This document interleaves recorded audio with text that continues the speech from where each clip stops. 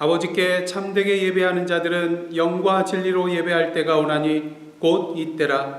아버지께서는 자기에게 이렇게 예배하는 자들을 찾으시느니라.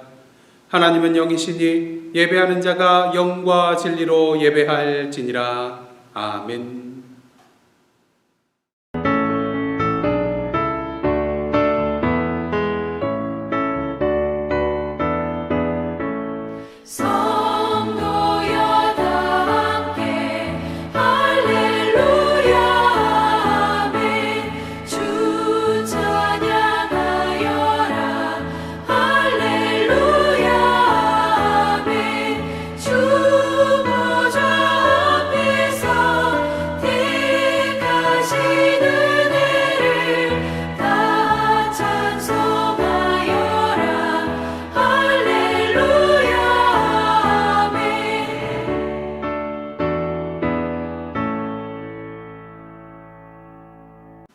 성시교독은 교독문 24번 10편 46편입니다.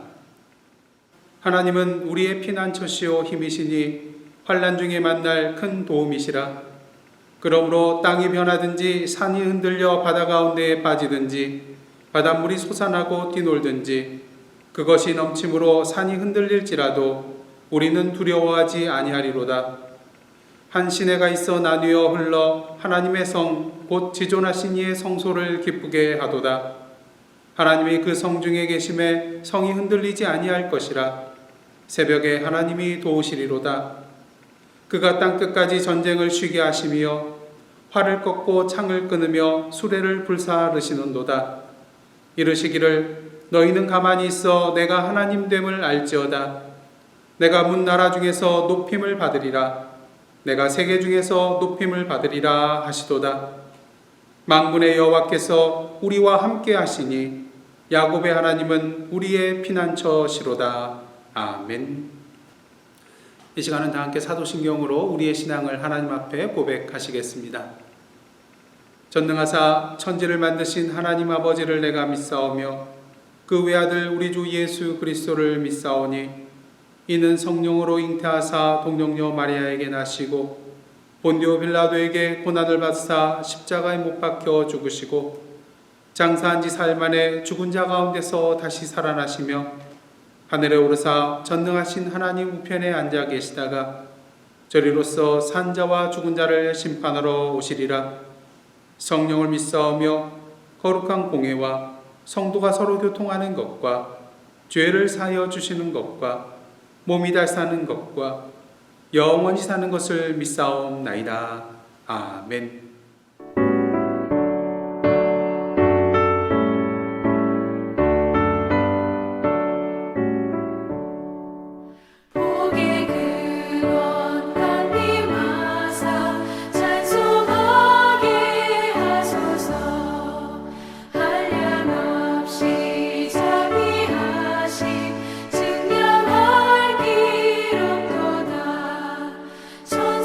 천사들의 찬송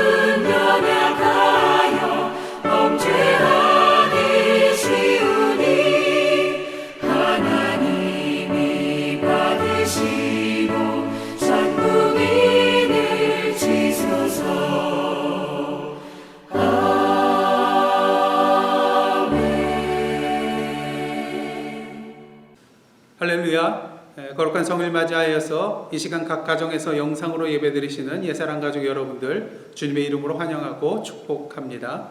이 시간 교회 소식 몇 가지 알려드리도록 하겠습니다. 오늘부터 저희들 주일 예배 설교 시간에 다윗의 하나님, 우리 하나님이라는 그런 주제를 가지고 하나님의 말씀을 함께 나누겠는데요. 특히 시편 속에 있는 다윗의 시 안에 나타나 있는 하나님의 모습을 중심으로 함께 7월 8월 말씀을 나누도록 하겠습니다. 이 시편 속에 있는 그런 다윗의 시를 통하여서 자신을 계시하여 주시는 그 하나님을 발견하시고 또 은혜 누리시는 귀한 시간 되시기를 원합니다. 주보에 나와 있는 대로 계속해서 세계 평화, 또 코로나 사태 회복, 또 성도들을 위한 중보 기도 내용이 나와 있는데요. 매일같이 이 제목들을 놓고 위에서 기도해 주시기를 원합니다. 이상으로 교회 소식 마치겠고요.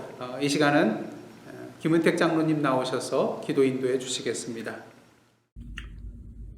영원한 생명의 근원이 되신 하나님, 우리의 영혼이 주를 찬양합니다. 우리의 죄와 허물을 사하시려고 사랑하는 외아들을 세상에 보내사 십자가로 우리의 죄를 감당하게 하신 그 은혜와 사랑에 감사와 영광을 돌려드립니다. 지난 6일 동안에도 주 안에서 기쁨으로 감사함으로 삶을 살다가 우리의 창조주여 구원자이신 하나님께 예배드리기 위해 주의 전에 보이지는 못했지만 영상을 통해 예배드려오니 주께서 친히 우리 예배 가운데 임하셔서 우리를 만나주시고 주님의 뜻을 밝혀 깨닫는 시간 되게 하옵소서. 이 시간 세상의 모든 염려와 불안한 것들을 잊게 하시고 오직 우리 믿음의 주님이시며 우리를 온전케 하시는 예수님만 바라보게 하옵소서. 말씀을 통하여 그리스도의 인격을 담게 하시고 성령의 감동을 통하여 미래의 비전을 보는 은혜의 시간이 되게 하옵소서. 거룩하신 주의 앞에서 우리의 모습을 돌아볼 때 우리는 여전히 참으로 주님을 바라볼 수 없는 죄인임을 고백합니다. 다만 주님의 갈보리 십자가에서 흘리신 예수님의 피 흘리신 공로로 주님 보좌 앞에 나와 싸우니 우리의 죄악을 깨끗이 도말하여 주옵소서. 누구든지 그리스도 안에 있으면 새로운 피조물이라 이전 것은 지나갔으니 보라 새 것이 되었도다 하신 주님의 말씀처럼 우리를 새롭게 하사 하나님의 백성으로 믿음, 소망, 사랑의 삶으로 살게 인도하여 주옵소서. 지난 주일은 맥주 감사주일인데 그 의미를 되새기며 주님의 축복에 감사하는 저희들 되게 인도하여 주옵소서. 눈물을 흘리며 씨를 뿌리는 자는 기쁨으로 단을 거둔다 하셨사오니 지금은 우리의 씨를 뿌리는 농부의 모습은 아닐지라도 봄에 씨를 뿌리고 여름에 힘들게 가꾸며 풍성한 열매를 기다리는 농부의 모습처럼 비가 오지 않으면 비 오기를 간절히 기다리며 그 때를 기다린 것 같이 우리도 환난과 시험이 있어도 마음을 굳게 하고 인내하며 열매 맺기 위해 최선을 다해 때를 잃지 않고 일하며 살게 하옵소서. 모든 수확의 열매는 주님이 주신다는 것을 잊지 않고 감사하며 겸손한 마음으로 주님께 접붙인 포도나무의 가지처럼 주 안에서 귀한 가시를 풍성히 맺는 우리들의 삶이 되게 인도하여 주옵소서. 우리 사랑교회가 머리 대신 예수 그리스도 안에서 모든 지체들이 협력하여 말씀에 대한 깨달음이 있게 하시고 진실한 기도 가운데 거룩한 성의 모습으로 변화되어가는 영적으로 부흥되는 교회 되게 하옵소서. 주의 사랑 안에서 믿음의 반석 위에 세운 가정 되게 하시옵고 자녀들은 믿음 안에서 주만 바라보며 살아가며 죄악으로 가득한 세상에 빛 대신 그리스도의 사랑의 빛을 담대히 증거하는 저희들 되게 하옵소서. 이 시간 특별히 아픈 성도들 주의 피 묻은 손으로 안수하여 주사 깨끗함을 얻게 하시옵고 고통과 어려움이 없이 오로지 기쁨과 감사로 주께 예배하는 자들 되게 인도하여 주옵소서. 이 시간 세계 선교를 위해서 수고하는 주의 선교사들을 기억하여 주옵소서. 그들이 닿는 곳마다 하나님의 영광이 있게 하시옵고 그들을 통하여서 하나님 나라가 확장되는 은혜가 있게 하여 주옵소서. 특별히 우리 협력하여 섬기는 멕시코 오하카 지역을 주님께서 축복하여 주셨고 어려운 가운데 있지 않게 하셨고 그들을 주의 손안에서 복되게 하여 주시사 베들교회를 중심으로 15개의 종족마을 개척교회들이 주 안에서 풍성한 열매를 맺어가게 하옵소서. 그래서 그들을 통해서 그 지역이 복음화되며 더 나아가 오하카 지역에 많은 주의 백성들이 있게 하여 주옵소서. 금년에는 우리가 단기 선교를 가지 못할지라도 그곳에 주님께서 함께하여 주셨고 그곳에 필요한 것을 주님께서 허락하여 주셨고 우리는 그를 위해서 늘 기도하며 후원하는 저희들 되게 하여 주시사 주님의 복음이 땅끝까지 증거되는 아름다움이 있게 하여 주옵소서.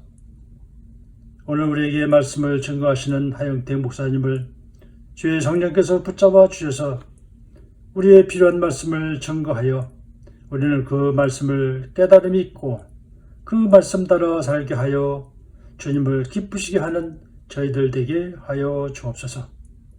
오늘도 귀한 예배 시간을 주님께서 축복하여 주셨고 우리의 예배를 받아 주시옵소서. 우리의 생명 되시는 예수 그리스도의 이름으로 간절히 기도하여 싸움나이다. 아멘.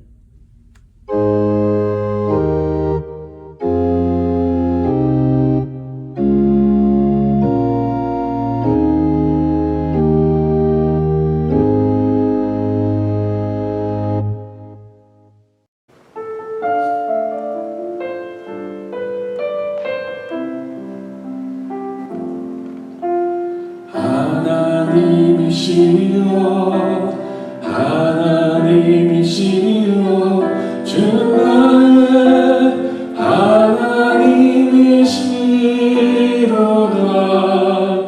나의 몸과 마음 주를 갈망하며 이제 내가 주께 고백하는 말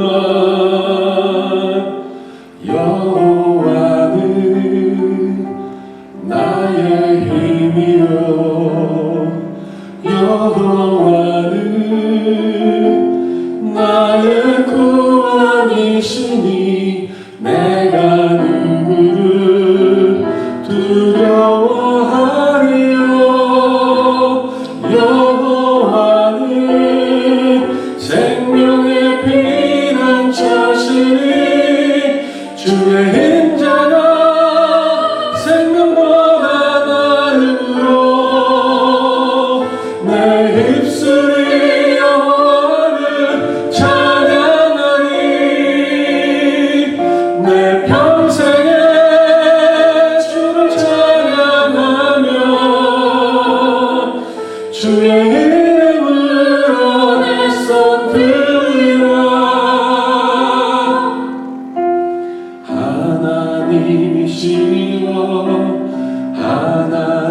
하나님이시여 주는 나의 하나님이시로다.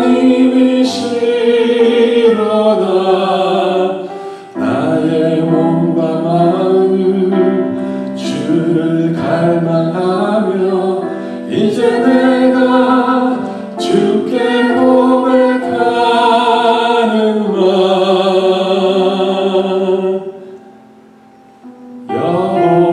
여호와는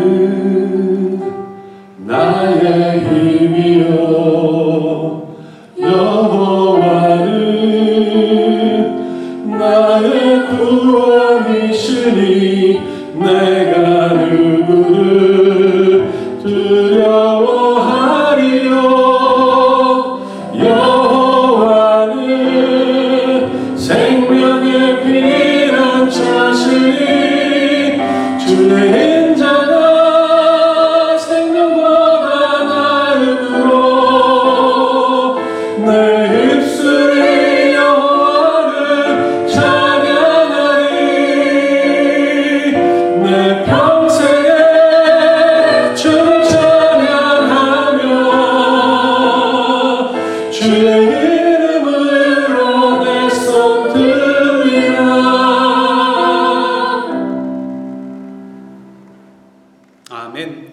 빌리김 집사님과 캐티김 집사님의 은혜로운 찬양이었습니다. 함께 기도하시겠습니다.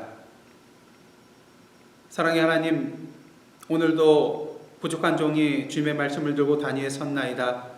오늘도 이 시간 성령으로 임쳐 주시어서 온전히 주님의 말씀만이 선포되는 은혜의 시간 되게 하여 주시옵소서. 예수님의 이름으로 기도드리옵나이다. 아멘. 오늘 이 시간 저희들에게 주시는 하나님의 말씀은 시편 142편 1절로부터 7절까지의 말씀입니다. 저와 여러분이 한 절씩 교독한 후에 마지막 절은 합독하시도록 하겠습니다. 내가 소리내어 여호와께 부르짖으며 소리내어 여호와께 간구하는도다. 내가 내 원통함을 그의 앞에 토로하며 내 우환을 그의 앞에 진술하는도다. 내 영이 내 속에서 상할 때에도 주께서 내 길을 아셨나이다. 내가 가는 길에 그들이 나를 잡으려고 올무를 숨겼나이다. 오른쪽을 살펴보소서. 나를 아는 이도 없고 나의 피난처도 없고 내 영혼을 돌보는 이도 없나이다. 여호와여, 내가 주께 부르짖어 말하기를 주는 나의 피난처시요 살아있는 사람들의 땅에서 나의 분기실이시라 하였나이다. 나의 부르짖음을 들으소서. 나는 심히 비천하니이다. 나를 핍박하는 자들에게서 나를 건지소서. 그들은 나보다 강하니이다. 내 영혼을 옥에서 이끌어내사 주의 이름을 감사하게 하소서. 주께서 나에게 갚아주시리니 의인들이 나를 두루리이다. 아멘. 이는 하나님의 말씀입니다. 성도 여러분, 우리가 살아가면서 가장 비참할 때가 있다면 어느 때라고 할 수가 있겠습니까? 물론 여러 가지 그런 많은 경우들이 있겠지만 그 중에 하나가 바로 갈 곳이 없을 때라고 할 수가 있겠습니다. 특히 인생의 고난과 어려움 가운데 낭만과 좌절과 눈물 가운데 모든 소망을 잃어버린 채 아무리 주위를 돌아봐도 나의 손을 붙잡을 사람이 없고 또 아무리 생각하고 생각해도 마땅히 찾아갈 곳이 머릿속에 떠오르지 않는다면 이보다 더 비참한 경우는 없을 것이라 생각이 됩니다. 지금 겪고 있는 고난과 역경도 힘든 것이겠지만 그러한 상황 속에서 갈 곳이 없다는 것 그 자체가 더욱더 이겨내기 힘든 일이기 때문인 것이죠. 이런 면에서 우리가 인생을 살아가면서 우리에게 꼭 있어야 할 것 중에 하나가 바로 피난처라고 할 수가 있을 것입니다. 나를 믿고 맡길 수 있는 곳이 있다는 것, 사랑으로 나를 받아주고 책임져 줄 그런 곳이 있다는 그 사실 자체로 우리는 오늘도 마음의 평안을 얻고요. 오늘도 두려움 없이 우리의 인생을 힘차게 한 걸음 한 걸음 전진해 나아갈 수 있게 되는 것입니다. 여러분, 피난처란 무엇입니까? 국어사전을 찾아보면요. 재난을 피하여 거처 하는 곳 또는 근심, 고통, 위험 따위로부터 피할 수 있는 장소나 대상이라고 정의를 내리고 있습니다. 다시 말해서 피난처란 어떤 물리적 장소뿐만 아니라 책이나 사람 등 내가 육체적으로, 정신적으로 또 영적으로 기대고 의지하고 피할 수 있는 그런 모든 것이 다 피난처가 될 수가 있다는 것이죠. 그런 면에 있어서 오늘 저와 여러분에게 있어서 피난처가 있다면 무엇이라고 할 수가 있겠습니까? 어릴 때 우리의 피난처는 엄마의 품이었습니다. 힘들고 어려운 문제가 생겨나면 쪼르르 엄마 품에 달려가 안기곤 했던 것이죠. 사실 엄마에게 간다 하더라도 나의 그 문제가 근본적으로 해결될 것이라는 그러한 확실한 마음은 없었음에도 불구하고 확실한 것은 무엇입니까? 어머니께서 당신의 품에 나를 안아주시고 나의 눈물을 닦아주고 나의 억울함과 또 힘들고 상처받은 이야기에 귀를 기울여주고 마치 당신의 일인 것처럼 함께 아파하고 눈물 흘리며 시퍼렇게 멍들어 있는 나의 마음을 도닥여주고 위로하여주고 치료해줄 것이라는 것은 분명히 알았기 때문인 것입니다. 그리고 우리는 점점 나이가 먹고 성장해 나아감을 통하여서 우리의 피난처를 하나하나씩 늘려나가게 되죠. 생각지도 못한 어려움과 환난과 역경이 다가올 것을 대비하여서 자기만의 그러한 피난처를 하나씩 만들어가게 되는 것입니다. 그것이 보험일 수도 있고요. 나의 예금 통장일 수도 있고요. 그것이 나의 일기장일 수도 있고요. 나의 마음을 정화시켜 줄 수 있는 한편의 좋은 시일 수도 있습니다. 그리고 그것이 조용한 숲속 오솔길일 수도 있고요. 시끄러운 공연장도 될 수 있고요. 또한 그것이 그동안 공들여서 맺어놓은 다른 사람들과의 인맥일 수도 있습니다. 그리고 우리는 종종 이러한 피난처가 단지 피난처로 그치는 것이 아니라 우리를 영원토록 보호해 줄 어떤 견고한 요새로 만들어가기 위해서 계속해서 벽을 높이 쌓아가게 되는 것을 보게 됩니다. 하지만 어떻습니까? 우리가 아무리 우리의 피난처와 또한 우리의 요새의 벽을 견고하고 높게 쌓아간다 할지라도 결국 그 피난처와 그 요새의 벽 또한 어느 한순간에 우르르 무너져 내릴 수밖에 없는 연약한 것이라는 것을 우리는 우리의 삶의 경험을 통하여 발견하게 되는 것이죠. 이번 코로나19을 한번 보시기를 원합니다. 세상의 모든 피난처 또한 모든 견고한 요새들을 순식간에 무너뜨리는 것을 우리는 경험하게 되었습니다. 그렇게 사람들은 오늘도 세상의 험한 풍파와 급류와 소용돌이 속에서 더 이상 버텨내기 힘든 그런 삶의 고통과 역경과 환난 속에서 참된 피난처를 찾아 헤매게 되는 것입니다. 사무엘상 22장을 보시면요, 다윗이 아둘람 굴로 그런 피난하는 것을 보게 됩니다. 사울 왕이 자기를 죽이기로 한 그러한 사실을 깨닫고 사울을 피하여 여기까지 도망왔던 것이죠. 아둘람이라는 그런 이름은요, 피난처 또는 은신처라는 그런 뜻을 가지고 있는데요. 그 위치는 가드와 또 베들레헴의 중간 지점으로 본래는 유다의 영토였지만 당시에는 블레셋의 지배하에 있었던 것으로 보입니다. 아둘람 지역은 그런 피난처 또는 은신처라는 의미에 걸맞게 숲이 우거진 야산과 또 석회암으로 된 수많은 동굴이 있어서 인적도 뜸하고요. 또 사람들이 도망하여 숨어 지내기 좋은 그런 장소였다고 할 수가 있겠습니다. 한마디로 사울의 그런 손과 눈을 피하여서 벗어나서 도망할 수 있는 그런 안전한 도피처라고 할 수가 있다는 것이죠. 특히 베들레헴과 가드로부터 어느 정도 거리가 떨어져 있는 곳이었기 때문에 사울 왕의 손과 또한 대적 블레셋 사람들의 손에서부터 어느 정도 자유로울 수 있었던 것이 바로 아둘람 지역이라고 할 수가 있겠습니다. 하지만 이 아둘람 동굴도 다윗에게 참된 평안을 가져다 주지는 못한 것 같습니다. 다윗이 사울을 피해서 동굴 속에 숨어 있을 때 지은 시가 시편에 2개 나타나는데요. 오늘 본문인 시편 142편과 또 다음 주에 함께 다룰 시편 57편이 바로 그것입니다. 근데 이 시의 표제어들을 보면 이렇습니다. 시편 142편은 다윗이 굴에 있을 때 지은 것이라 나와 있고요. 57편은 다윗이 사울을 피하여 굴에 있던 때에 지은 것으로 나오고 있는 것을 보게 됩니다. 그런데 사무엘상 22장과 24장을 보시면요, 다윗이 동굴에 숨어 있었던 때가 2번인 것을 우리는 발견하게 됩니다. 첫째는 아둘람 동굴이고요, 둘째는 엔게디 황무지의 동굴이라고 할 수가 있겠습니다.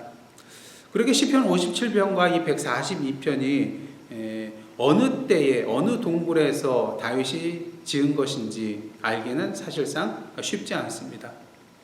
하지만 그럼에도 불구하고 사울에게 쫓기고 있던 다윗의 심정은 어느 동굴에 있어서든지 마찬가지였다고 우리는 생각해 볼 수가 있는 것입니다. 먼저 57편 4절 보시면요, 내 영혼이 사자들 가운데에서 살며 내가 불사르는 자들 중에 누웠으니 곧 사람의 아들들 중에라. 그들의 이는 창과 화살이요 그들의 혀는 날카로운 칼 같도다. 자신의 영혼이 사자들 중에 사는 것과 같다고 합니다. 또한 불사르는 자들 중에 누워있는 것과 같다고 합니다. 한마디로 창과 화살과 칼 밑에 놓여있는 그런 위급한 다윗의 상황을 분명히 보여주고 있는 구절이라고 할 수가 있는 것이죠. 또한 오늘 본문인 시편 142편도 마찬가지입니다. 본문 속에 나타나 있는 다윗의 상황을 한번 살펴보도록 하겠습니다. 먼저 다윗을 잡아 죽이려는 대적이 있습니다. 3절 하반절입니다. 내가 가는 길에 그들이 나를 잡으려고 올무를 숨겼나이다.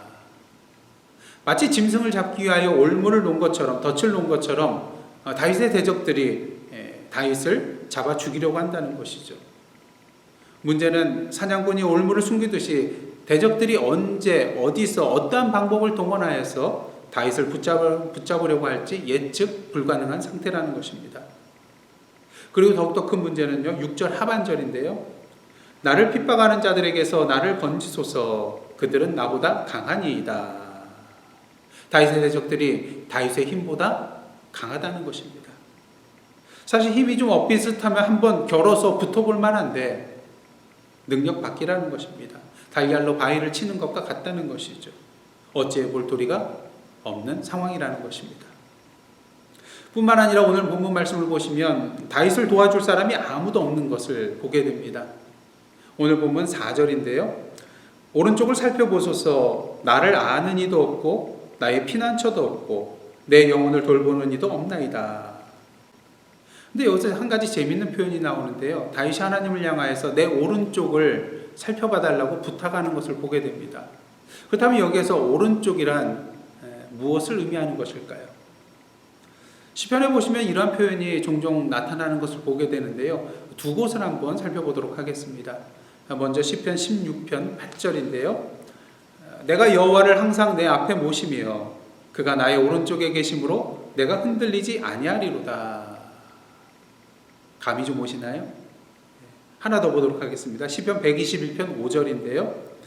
여호와는 너를 지키시는 이시라. 여호와께서 내 오른쪽에서 내 그늘이 되시나니. 당시 오른쪽이라는 것은요, 법정에서 자신을 변호해 주는 사람이 서 있는 그러한 방향이었다고 합니다. 그런 의미에서 오른쪽이란 나를 변호해 주고 나에게 도움을 주고 나를 돌봐주는 사람이 있는 곳을 의미한다고 할 수가 있겠죠. 그렇게 다윗이 하나님께 나의 오른쪽을 살펴봐 달라고 하는 것은 자신을 변호해 주고 도와주는 사람이 있는가 살펴봐 달라는 그러한 요청인 것입니다. 어떻습니까? 다윗을 돕는 자가 있나요? 조금 전에 읽었듯이 4절 말씀. 나를 아는 이도 없고 나의 피난처도 없고 내 영혼을 돌보는 이도 없나이다. 돕는 손길이 없다는 것입니다. 물론 다윗 주위에 사람들이 아무도 없었던 것은 아닙니다. 사무엘상 22장 1절과 2절 말씀인데요. 그러므로 다윗이 그곳을 떠나 아둘람굴로 도망하매 그의 형제와 아버지의 온 집이 듣고 그리로 내려가서 그에게 이를 얻고 환난당한 모든 자와 빚진 모든 자와 마음이 원통한 자가 다 그리로 모였고 그는 그들의 우두머리가 되었는데 그와 함께한 자가 400명 가량이었더라. 다윗 주위에 400명이나 되는 그런 사람들이 있었던 것을 보게 됩니다. 하지만 어떤가요? 이들이 다윗을 돕기 위하여 모였던 자들인가요? 그렇게 보기가 힘듭니다. 다윗과 마찬가지로 그들도 도피처를 찾기 위하여 모여든 자라고 할 수가 있고요. 어떤 면에 있어서는 다윗의 도움을 받고자 모여든 자들이라고 할 수 있기 때문인 것입니다. 사실 지금 다윗의 상황은 자신의 몸 하나 건사하기 힘든 그러한 상황입니다. 그런데 엎친 데 덮친 격으로 이제는 자기뿐만 아니라 다른 사람까지 도와주고 보호해줘야 될 그러한 상황이 되고 말았다는 것이죠. 이처럼 다윗에게는 돕는 손길이 없었습니다. 뿐만 아니라 오늘 말씀을 보시면 피난처도 없다고 말을 하고 있는 것을 보게 됩니다. 물론 지금 다윗은 동굴에 피하여 있는 상태입니다. 하지만 앞에서 말씀드린 대로 이 동굴은 참된 평안을 다윗에게 줄 수 없는 그러한 곳이었습니다. 그러게 다윗은 그 동굴 속에 숨어 있으면서도 극심한 불안과 두려움에 사로잡혀 있었던 것이죠. 무엇을 말해줍니까? 이 세상이 우리에게 주는 피난처라는 것은 궁극적으로 우리에게 참된 피난처가 될 수 없다는 것을 보여주고 있습니다. 동굴, 참으로 피하고 숨기 좋은 장소라고 할 수가 있습니다. 하지만 어떻습니까? 일단 발각이 되면 더 이상 피할 곳이 없는 막다른 골목과도 같은 곳이 바로 동굴이라는 것이죠. 그런데 세상이 우리에게 주는 그런 피난처들이 다 이렇다는 것입니다. 물론 우리에게 일시적인 그런 평안함과 만족을 줄 수도 있겠죠. 하지만 결국 궁극적으로 우리에게 영원한 마음의 평안함을 줄 수 있는 피난처란 이 세상에 존재하지 않는다는 것입니다. 그 이유는 무엇일까요? 여전히 우리의 대적이 우리를 해하려고 쫓기 있기 때문인 것입니다. 우는 사자처럼 두루다니면서 삼킬 자를 찾고 있기 때문인 것이죠. 여러분들 들짐승이 무서운 이유는 무엇입니까? 여러 가지 많은 이유가 있겠지만 가장 대표적인 이유는 풀려져 있기 때문인 것입니다. 만약 이 사나운 들짐승이 단단히 묶여져 있다면 아무리 가까이 있다 할지라도 이 들짐승은 두려운 존재가 아닙니다. 하지만 어떤가요? 풀려 있다면 아무리 멀리 떨어져 있다 할지라도 언제 나에게 다가와 해를 끼칠지 모르기 때문에 참으로 두려운 대상이 되는 것입니다. 오늘 본문의 다윗의 상황 4절을 통하여 요약을 해볼 수가 있을 것 같아요. 나를 아는 이도 없고 피난처도 없고 내 영혼을 돌보는 이도 없나이다. 세 마디로 요약이 가능한데요. 없고 없나이다. 한마디로 사면초가 절체절명의 위기의 순간에 있는 다윗이라고 할 수가 있는 것이죠. 이겨낼 능력이 없습니다. 지혜가 없습니다. 아무리 둘러봐도 돕는 손길이 없습니다. 피할 길이 없습니다. 동서남북에 꽉꽉 막혀 있습니다. 정말 피할 길이 없는 것일까요? 아니요, 길이 있습니다. 그렇게 다윗은 오늘 5절 말씀을 통하여 여호와께 이렇게 부르짖고 있습니다. 5절 말씀입니다. 여호와여, 내가 주께 부르짖어 말하기를 주는 나의 피난처시요 살아있는 사람들의 땅에서 나의 분깃이시라 하였나이다. 아무리 둘러봐도 돕는 손길이 없으신가요? 동서남북에 꽉 막혀 있나요? 그럴 때 우리는 활짝 열려있는 하늘을 바라보아야 하는 것입니다. 그곳에 바로 우리의 피난처시요 우리의 분깃, 우리의 필요로 하는 그런 모든 것 되어주시는 여호와 하나님께서 바로 그곳에 계시기 때문인 것입니다. 그렇다면 주는 나의 피난처시라는 이 다윗의 고백은 오늘 우리에게 무엇을 의미하고 있습니까? 무엇보다도 먼저 주는 나의 피난처시라는 이 다윗의 고백은 그러하여도 주님께 우리의 인생을 맡기라는 말씀인 것입니다. 3절 상반절 말씀입니다. 내 영이 내 속에서 상할 때에도 주께서 내 길을 아셨나이다. 사실 다윗은 육신적으로, 정신적으로, 영적으로 연약하여져서 지금 고통과 눈물과 탄식 속에 있습니다. 가장 큰 이유가 무엇입니까? 사울에게 비록 잡히지는 않았지만 인간적으로 보았을 때 사실 사울에게 잡히는 것은 시간 문제처럼 보이거든요. 이것이 바로 우리 인간의 궁극적인 문제입니다. 우리의 미래를 알 수 없다는 것이죠. 그러게 우리는 현재의 부정적인 그런 상황을 보며 흔들리고 슬퍼하며 낭만과 좌절 속에 빠져서 헤어나지 못하는 그런 연약한 존재로 살아가게 되는 것입니다. 하지만 다윗은 그렇게 하진 않았습니다. 비록 자신의 인생길에 대하여 어떻게 전개될지 구체적으로는 알지는 못했지만 두려운 마음과 떨리는 마음은 있었지만 하나님께서 자신의 인생길에 대하여 너무나도 잘 알고 계심을 그는 분명히 알고 있었던 것이죠. 그렇게 그는 여호와께 부르짖은 것입니다. 주는 나의 피난처시오.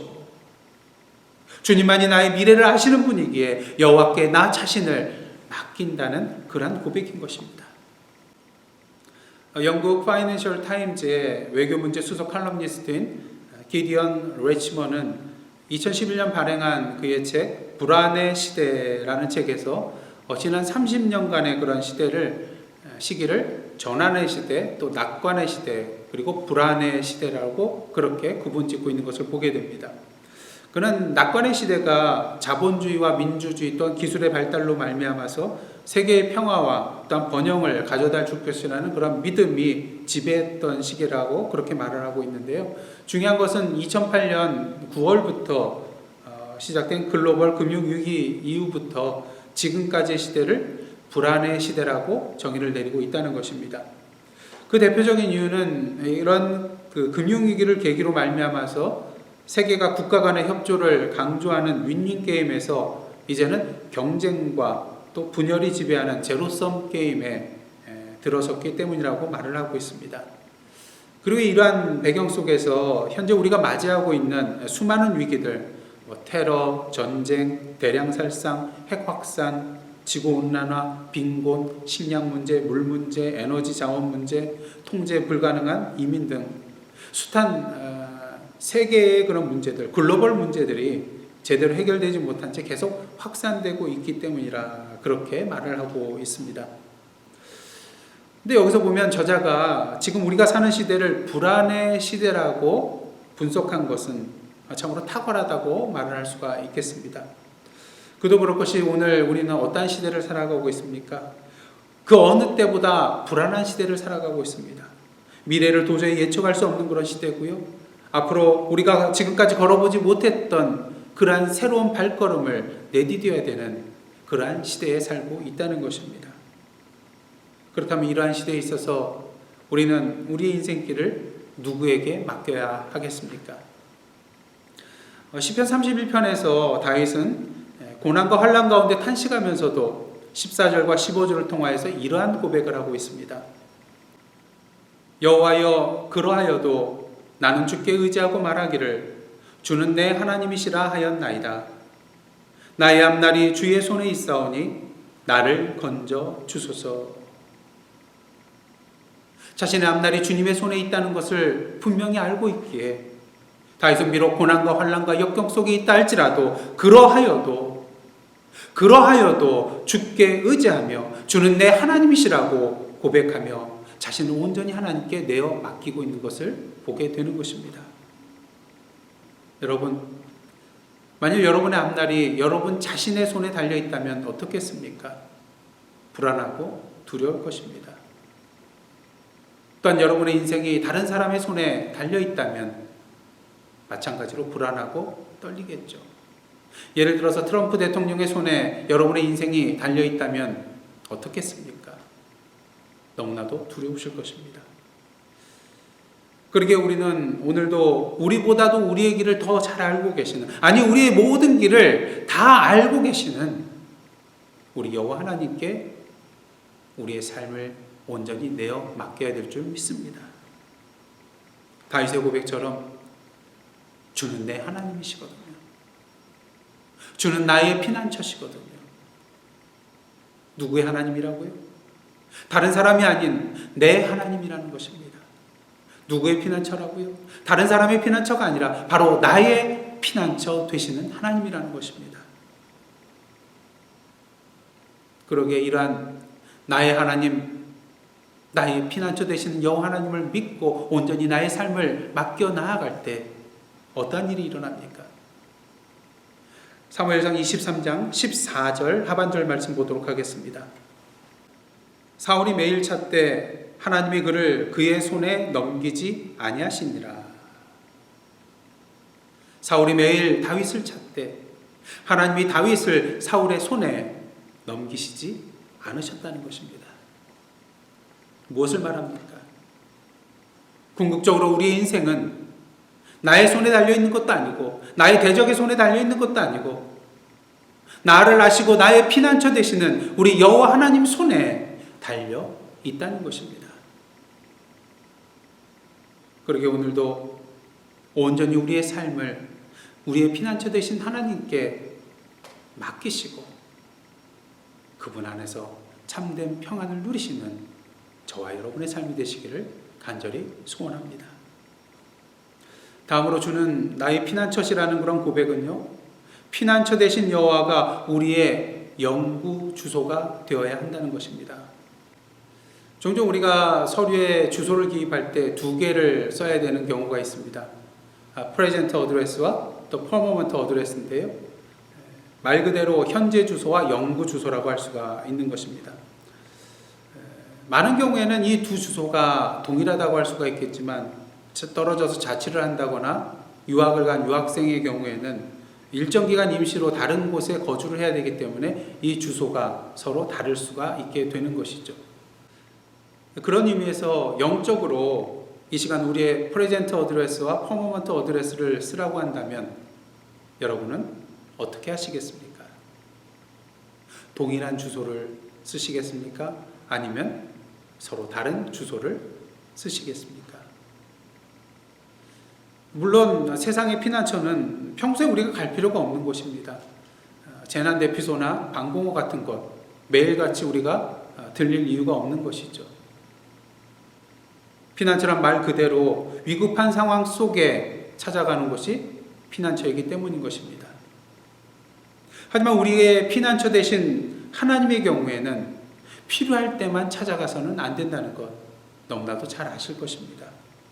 문제 있을 때에만, 힘들 때에만, 고난과 역경이 다가왔을 때에만 찾아가는 것이 돼서는 안 된다는 것이죠. 잠시 방문하여 머물다가 다시 떠나가는 그러한 들리는 장소가 돼서는 안 된다는 것입니다. 그 이유는 하나님께서 예수 그리스도를 통하여 우리를 당신의 자녀로 삼아 주셨기 때문입니다. 전에는 우리가 어떤 주소에 살았던지 간에 이제는 우리가 하나님의 자녀된 자로서 영구한 주소, 바로 우리의 피난처 되시는 여호와 하나님께 머물러 있어야 된다는 것입니다. 거주해야 한다는 것입니다. 중요한 사실은 주는 나의 피난처라고 할 때에 이 피난처는 하나님이 정하신 어떤 한정된 공간, 물리적 공간을 말하는 것이 아니라 하나님 자신을 의미한다는 것입니다. 그런 의미에서 오늘도 하나님께서 우리의 삶 가운데 임재하셔서 동행하여 주신다면 그곳이 어디가 되었든지 간에 그곳이 바로 우리의 피난처가 되는 것입니다. 만일 여호와께서 임재하시지 않는다면 그 장소가 바로 이 교회라 할지라도 그곳은 결코 우리의 피난처가 될 수 없다는 것이죠. 그러게 진정 참된 피난처를 누리기를 원하십니까? 그렇다면 오늘도 주님 안에 내가 거하고 내가 주님 안에 거하는 그러한 한 몸의 일체화된 삶을 살아야 할 줄 믿습니다. 지금 여러분의 현재 주소와 영구 주소는 어디입니까? 다시 한번 점검해 보시기 바랍니다. 마지막으로 주는 나의 피난처라는 다윗의 고백은 우리 자신이 이웃의 피난처가 되어주어야 한다는 것입니다. 만약 우리가 오늘도 우리의 피난처이신 여호와 하나님과 동행하는 삶을 살아가게 된다면 분명 우리의 삶 가운데 우리의 피난처 되신 여호와의 모습이 우리의 이웃 가운데 분명하게 드러나게 될 것입니다. 그리고 우리의 이웃 또한 피난처 되신 여호와 하나님의 사랑과 은혜를 우리와 함께 더불어 누리게 될 것입니다. 그리고 이것이 또한 우리의 피난처 되시는 여호와께서 우리에게 원하시는 우리의 삶의 모습이라고 할 수가 있는 것이겠죠. 그런 의미에서 오늘도 우리는 이 땅에서 가난과 굶주림과 목마름과 질병 속에서 죽어가는 자들, 전쟁과 테러와 차별 속에서 두려움에 떨고 있는 자들, 자연재해로 말미암아 삶의 터전을 잃고 죽어가며 애통해하고 있는 자들, 이들을 위하여 피난처이신 하나님의 위로와 사랑과 치료의 손길을 전하는 우리가 되어야 할 것입니다. 바라기는 이를 위하여 전에 3월달에 사순절을 시작하면서 나눠드린 사랑의 저금통에 여러분들의 사랑을 계속해서 모아주시기를 원합니다. 또한 매일매일 주님의 이름으로 이 세상을 품고 중보 기도하며 나아가는 저와 여러분의 모습이 되기를 원합니다. 그리하여 오늘도 우리의 피난처 되신 여호와 하나님을 이 세상의 모든 사람들과 더불어 나누어 나아가는 저와 여러분의 거룩한 삶이 되기를 간절히 소원합니다. 이 시간 코리텐붐 여사의 이야기를 전해드리고 말씀을 마치고자 합니다. 네덜란드에서 태어난 코리텐붐 여사는 2차 세계대전 당시 유태인들을 자신의 집에 숨겨주었다는 이유로 다른 가족들과 함께 비밀경찰에게 체포되어서 감옥에 수감되게 됩니다. 잔혹한 나치 수용소에 수감되어 모진 시련을 겪다가 그곳에서 결국 사랑하는 아버지와 언니를 잃게 되죠. 하지만 이처럼 이해할 수 없는 고통 속에서도 그녀는 소망을 잃은 수용소 사람들을 말씀으로 위로하고 세워주는 역할을 하고요. 강제 수용소에서 기적적으로 석방된 이후에 네덜란드와 독일에서 전쟁의 상처를 안고 살아가는 자들을 돌보는 사역을 하면서 세계 곳곳을 돌아다니며 하나님의 사랑과 용서의 메시지를 전하였습니다. 그리고 주는 나의 피난처라는 그런 자신의 책을 통하여 수백만 명의 사람들에게 하나님의 사랑과 용서를 전해 주었습니다. 그녀는 85세 때에 간증을 하는데요. 그 내용 중 일부를 여러분에게 소개해 드리겠습니다. 라운스부르크 수용소는 노동수용소라고 불리는 곳이었습니다. 매일 700여 명 이상의 사람들이 죽었고 학살당했어요. 포로들의 숫자가 너무 많았기 때문에 그러한 방법을 택한 거죠. 저는 죽음을 자주 경험했습니다. 그때 저는 다시 한번 느꼈죠. 주님만이 나의 피난처시라는 것을. 라운스부르크 수용소에 참혹한 겨울이 왔을 때 나치는 제 나이에 속한 사람들을 죽일 계획을 세웠습니다. 저는 그 계획이 실행되기 일주일 전에 그곳으로부터 해방되었습니다. 나중에 안 사실이지만 서류를 작성할 때 오류가 있어 죽지 않고 자유를 얻을 수 있게 된 것이었습니다. 저는 그것이 저를 향한 하나님의 부르심임을 깨달았어요. 제가 감옥에서 배운 모든 것을 이 세상에 남은 생애 동안 전하라고 부르셨음을 깨닫게 되었죠. 그렇기 때문에 제가 여러분들과 제 삶을 나누길 원하는 것입니다. 그녀는 또한 이러한 말을 했습니다. 저는 제가 이제 죽음과 가까워지고 있음을 압니다. 하지만 저는 죽음이 두렵지 않아요. 제 남은 인생은 주님 손에 맡겨 드렸으니까요. 저는 죽음이 두렵지 않아요. 제 남은 인생은 주님 손에 맡겨 드렸으니까요. 기도하시겠습니다. 하나님, 주는 나의 피난처시오. 이 다윗의 고백이 우리의 고백이 되게 하시고 우리의 삶을 통하여 피난처 되신 여호와 하나님이 온전히 드러나게 하옵소서. 예수님의 이름으로 기도드리옵나이다. 아멘.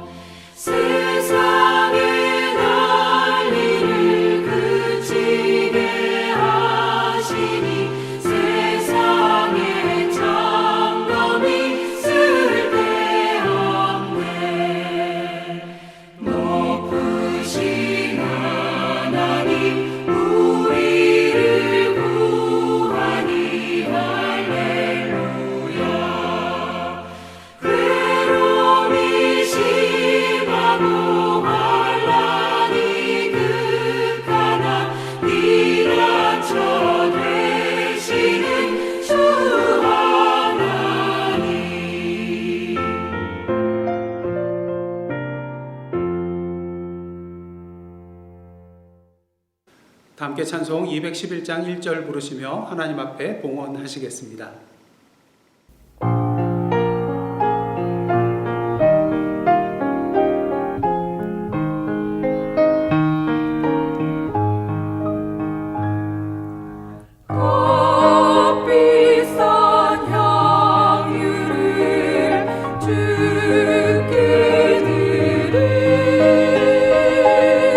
막 달라버려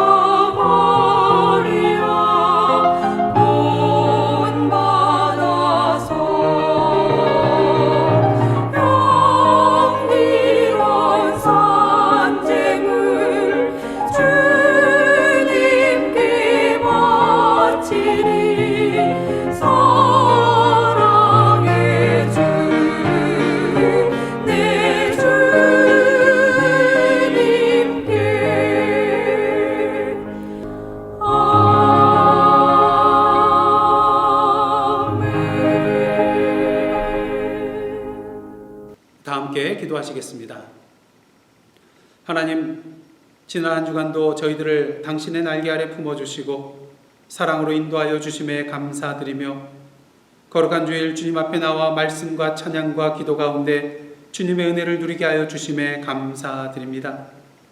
그러게 오늘도 가난한 과부의 두 렙돈의 정성으로 주님께서 우리에게 허락하신 물질의 일부를 그리고 우리의 삶을 주님 앞에 드리오니 아벨과 아벨의 제물을 겸하여 받으신 주님이시여 기뻐 받아주시고 이 물질이 쓰여지는 곳마다 우리의 삶의 발걸음이 닿는 곳마다 기도의 손길이 닿는 곳마다 피난처 되신 주님의 사랑과 긍휼과 은혜의 역사가 드러나게 하옵소서.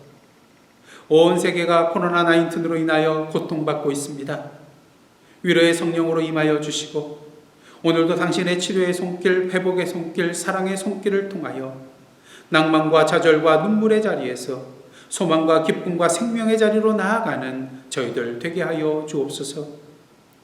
가난과 굶주림과 목마름, 전쟁과 테러와 증오와 미움과 차별 속에서 고통받고 눈물 흘리는 자들이 있습니다. 친히 그들의 눈물을 닦아주시고 세상의 모든 교회와 성도들이 주님의 손과 발과 입술과 가슴이 되어 주님의 참된 사랑과 평화와 정의와 생명을 이 땅에 이루어 나아가도록 인도하여 주옵소서. 이 시간 예사랑 성도들을 위하여 기도합니다. 육신적인 연약한 가운데 있는 분들에게 임하여 주시사 참된 평안을 허락하여 주시고 모든 치료와 회복의 과정 가운데 역사하여 주옵소서. 재정적인 어려움에 처한 성도님들 계십니다. 생업의 현장 가운데 임하셔서 모든 일을 주님께 맡기고 나아갈 때에 그 경영을 친히 이루어 주시고 회복시켜 주시고 지혜로 이 모든 것들을 견뎌나가게 하여 주옵소서. 이제 새로운 한 주간 살아가게 됩니다. 성령으로 충만하게 임하여 주시사 성령의 아름다운 열매들을 맺으며 주님의 형상, 주님의 축복의 통로, 주님의 기쁨으로 살아가는 저희들의 거룩한 삶 되게 하여 주시옵소서. 이 모든 말씀 예수님의 이름으로 기도드리옵나이다. 아멘. 이제 다 함께 파송의 말씀으로 나아가시겠습니다. 사랑하는 성도 여러분, 하나님께서 여러분을 주님의 몸된 지체로 부르고 계십니다. 주여, 우리의 삶을 주님이 기뻐하시는 거룩한 산 제사로 드리겠나이다. 아멘.